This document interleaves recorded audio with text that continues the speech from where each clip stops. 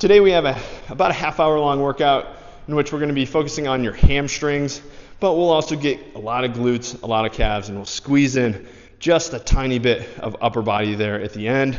Stick with me. You have a bunch of information coming at you about why we program the way we do and what runners need to be able to put together a very basic yet effective training program. Today's strength session is all about the legs. I've got a couple of hours on feet coming up over the next 2 days.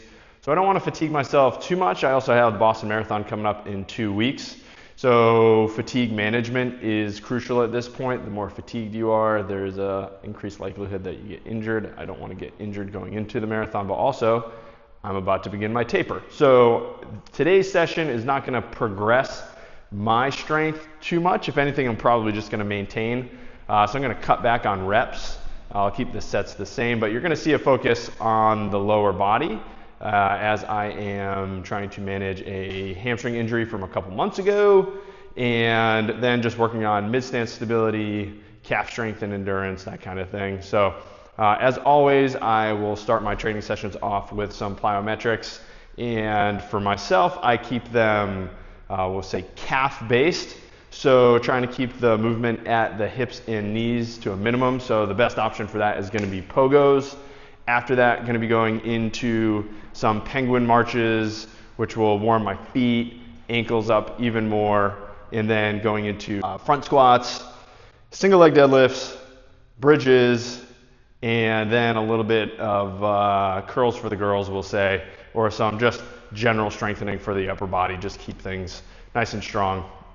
So as far as pogos go, these are just, like I said, an ankle dominant plyometric exercise. So we're going to be doing just 2 sets of 15. We want to keep things around 40 reps if we're concerned about bones or even tendons for a total session, that is, because those tissues do fatigue.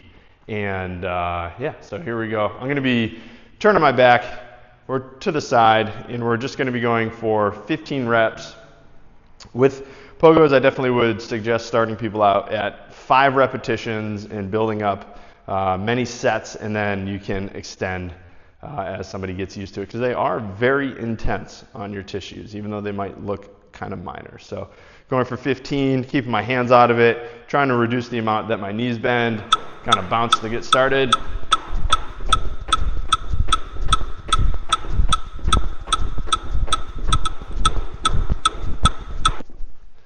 And that's it. Now for me, I like to do my exercises serially, meaning that I'm only going to do pogos, and then I'm only going to do penguin marches, and then I'm only going to do farmers marches with about a minute of rest. It's going to keep my heart rate up a little bit, which is pretty good. Right now I'm sitting at, looks like 138. I just got off 40 minutes on the bike. Once again, keeps my heart rate up, but the amount of fatigue that my legs will build is relatively minor compared to running. And we're going to go here in another 15 seconds. So once again, you're probably catching on already just here in the first few minutes. Fatigue control, fatigue control, fatigue control as we're heading into a marathon. Here we go. 15 more, and then we're going to be moving on to penguin marches, which is a funny little exercise. Here we go.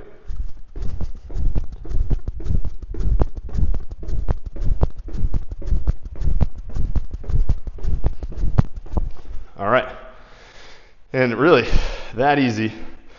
So penguin march, once again, balance, foot control, postural control, and you'll see there's many ways to do this, but we're going overhead with a 45-pound plate,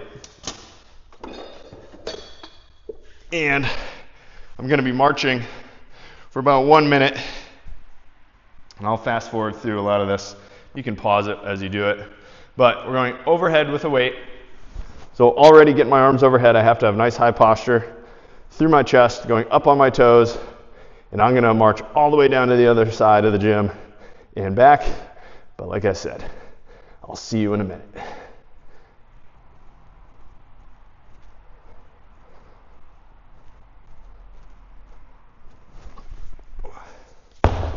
All right, so not quite a minute. That's all right. Close to a count with this one for today. Once again, I'm going to give myself 60 seconds of rest.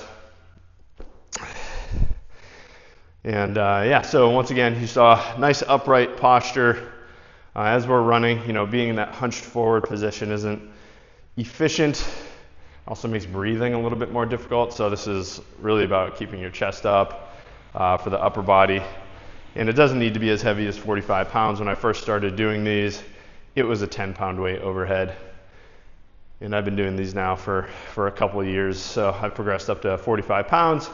Now, typically, if I'm not tapering, I will do 3 sets of this, and I will make sure that I do get at least up to a minute.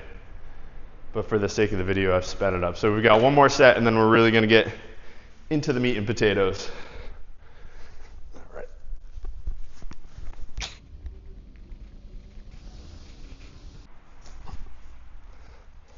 All right, so about 40 seconds or so, a little short on that one.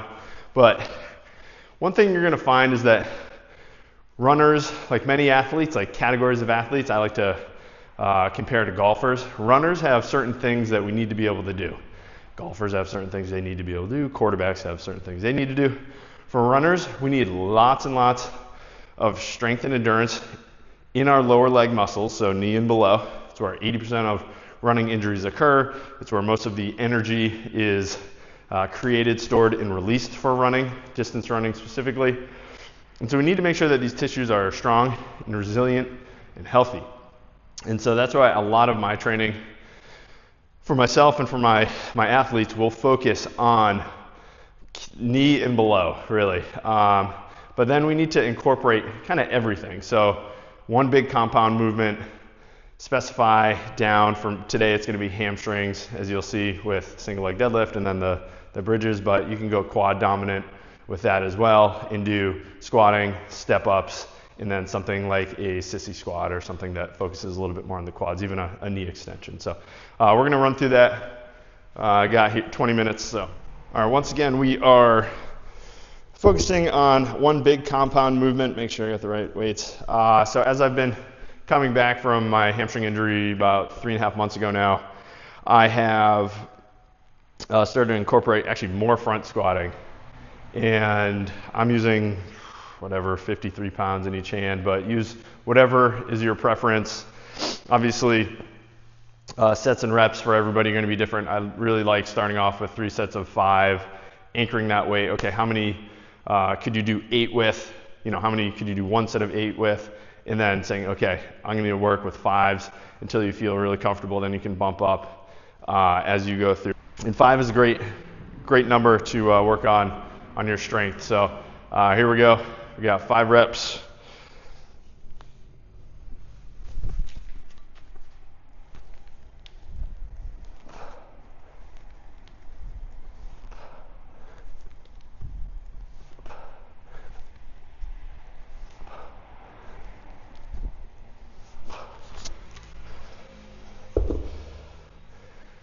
So a lot of people will just kind of blindly pick up a weight. And that, depending on your goals, could be totally fine. But if we are trying to focus on performance, getting stronger, building a little bit more tissue capacity, we always have to be kind of nudging forward, either with sets, reps, the weight, reducing your rest, these kind of things. Always playing around with these variables so we can progress what our body can do and adapt. Because if you just keep the same weight, the same sets, the same reps, your body's actually not going to adapt, and if anything, you might just become stagnant and might find it pretty difficult to progress at that point. So always not trying to always vary it up, but very strategically progress. Once again, when I'm not in a taper or about to go into a taper, I will do what's known as a double progression. So I have my weights that I could do, and when I'm not hurt, I can do more than these, but I have my weight that I can do 8 reps for, and then once I can get 4 sets of 8 there, I will then go up in weight but down in reps. All right, here we go. So go up in weight and down in reps, and then so do 4 sets of 4, 4 sets of 5, 4 sets of 6, and so on until I can get 4 sets of 8 again, and then I progress again. think I got one more. Great.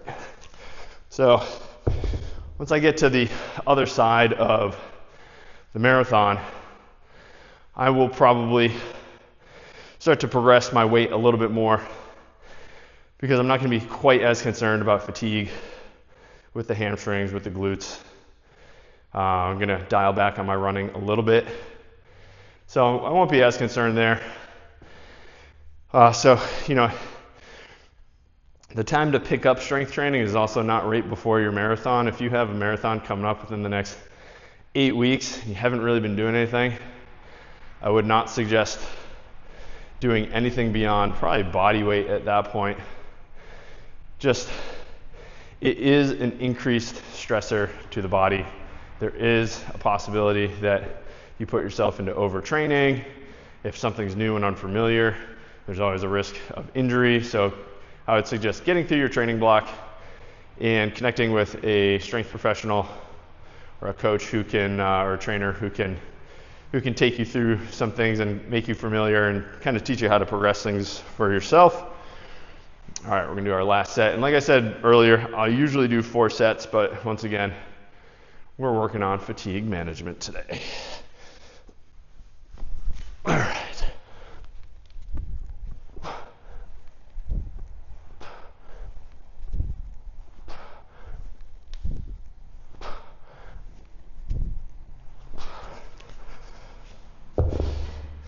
And seriously, it is that simple. 3 sets, working on your quads, which are the main braking muscle while we're running. So the thing that slows us down so our other leg can swing and go forward. That's these bad boys, our quads. You get your glutes, which as we speed up and run faster, so for you sprinters or shorter distance runners, those bad boys are pretty important. But even as you go down, especially in a front squat, you're going to be going through some dorsiflexion in your ankles.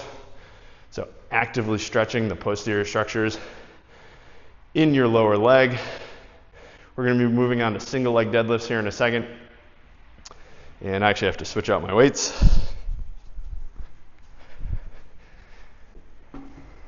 Feel a tiny bit heavier here. Okay. So we're going 8 reps,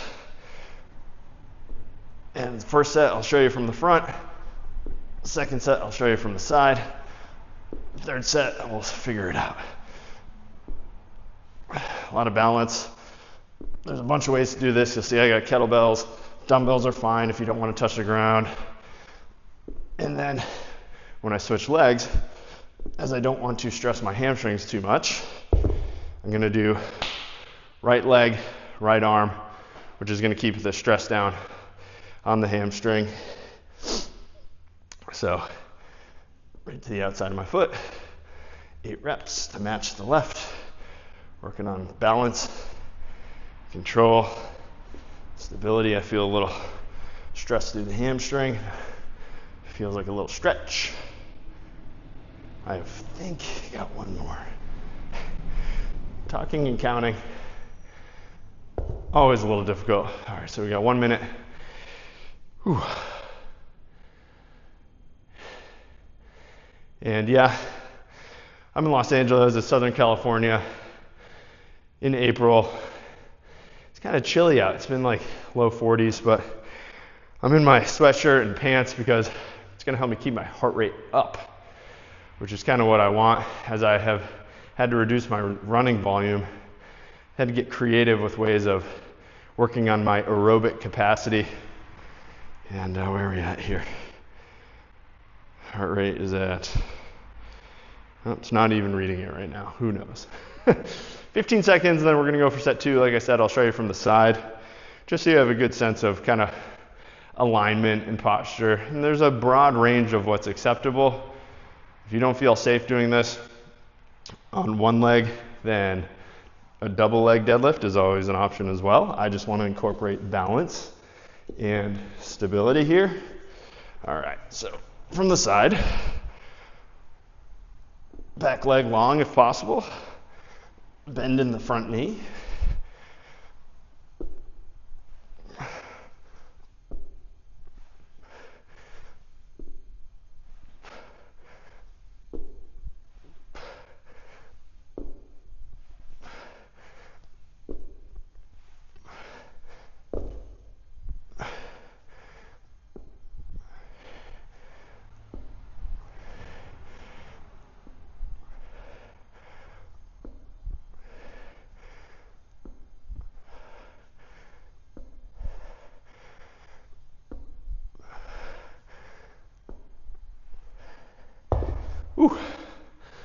starting to feel it. And so I did about 17 and a half miles on Saturday, excuse me, just 2 days ago. And so I definitely was tired in my left calf, which is a even older injury from way back when, probably 5 years ago, and my hamstring, but just tired. And so it's okay to feel things if you have a previous injury and you're fatigued and you're tired. It's okay, it's part of the process. Running is really, really difficult on the body. I think people really underestimate how hard running is on the body. The forces, the percentages of body weight that we experience as we even jog are ridiculous. I mean, we're talking anywhere between 8 times body weight through your soleus to 5 times body weight through your hips as you run, excuse me. And these are at self-selected paces. So it's a lot of weight. And that's distance running, not even sprinting. All right, we got our last set. On to bridging.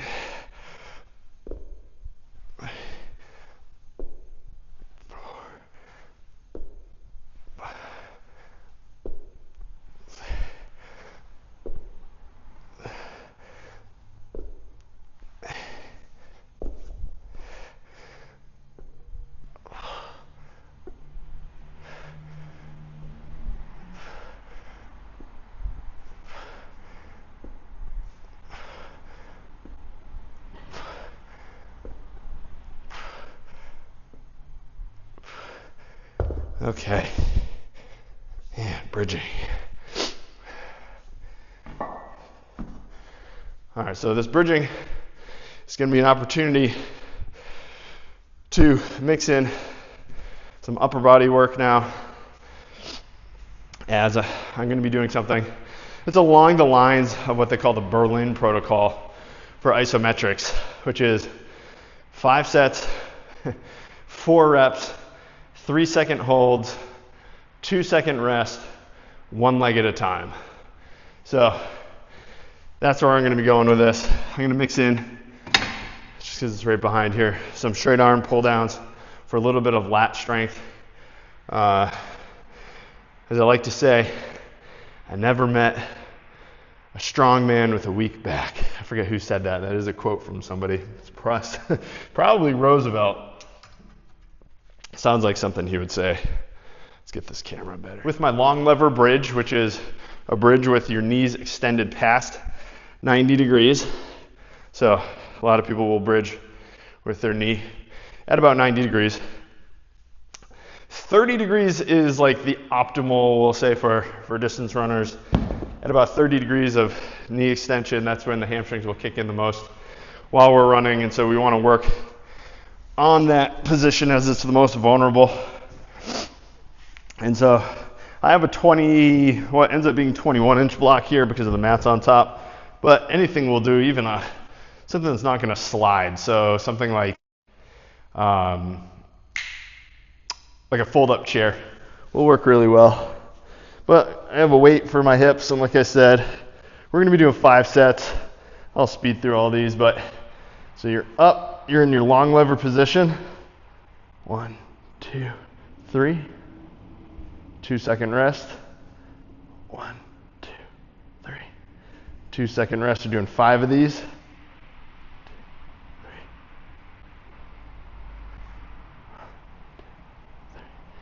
Now you can challenge yourself a little less, and this is my healthy leg, we'll say, by going down in between each rep. I'll show you that. 1, 2, 3. Then back up. 1, 2, 3. 1, 2. 1, 2, 3. 2 more. 1, 2, 3. And I said 2-second rest. But the protocol also calls for a 2-minute rest in between sets. And so I'm going to come over here, and I'll probably be a little bit short of that 2 minutes as I do another exercise in between. I am on a time crunch here, but I'll probably just get my sets in. If I only get 3 sets, I'll work my other two throughout my day.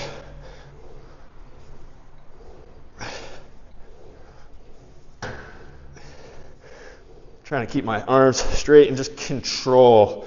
Typically looking for a 2 count down and a 2 count up on most of my exercises, but got an accessory.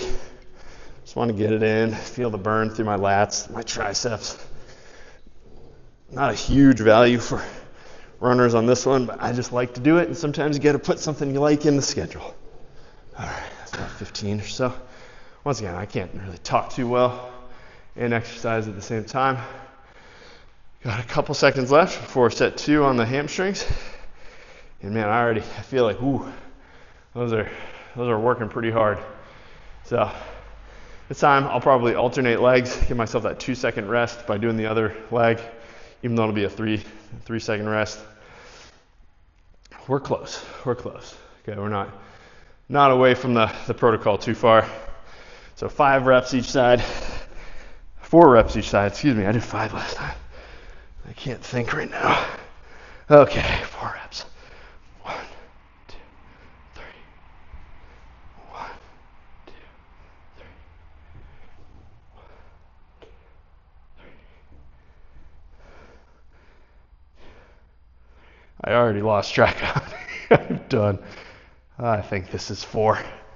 If anything, I did 1 extra one last time. All right. How are we doing? We're good? All right. I'm going to shut my mouth and count on this one.